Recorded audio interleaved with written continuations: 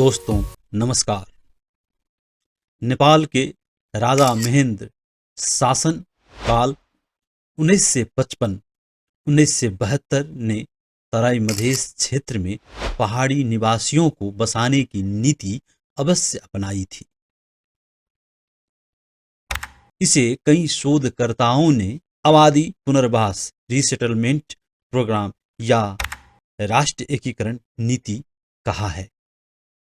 पृष्ठभूमि 1950 के दशक में नेपाल ने भारत के साथ खुलेआम सीमा का प्रयोग करना शुरू किया, जिसके बाद तराई क्षेत्र खेती योग्य भूमि में समृद्धि माना गया। तराई में पारंपरिक रूप से मधेसी थारू समुदाय रहते थे, लेकिन पहाड़ की ओर भूमिहीनता और गरीबी अत्यधिक थी।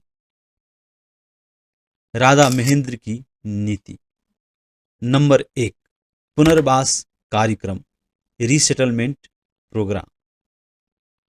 1950-60 के दशक में सरकार ने चुरिया हिल सेटलमेंट प्रोग्राम और अन्य योजनाओं के माध्यम से हजारों पहाड़ी परिवारों को तराई में बसाया गया।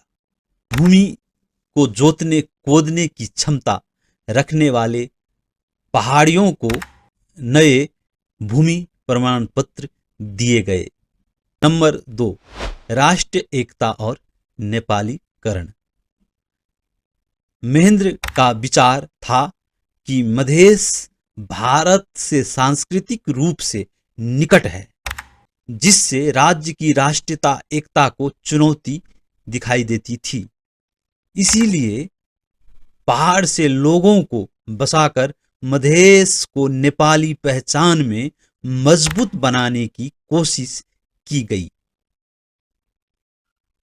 नंबर 3, मधेसी और थारू समुदाय पर असर। बहुत से मधेसी और थारू किसानों के पास जमीन के कागजी प्रमाण पत्र नहीं थे, जिसके कारण वे भूमिहीन बन गए। नए आए पहाड़ी निवासियों ने भूमि के स्वामित्व पाना शुरू किया।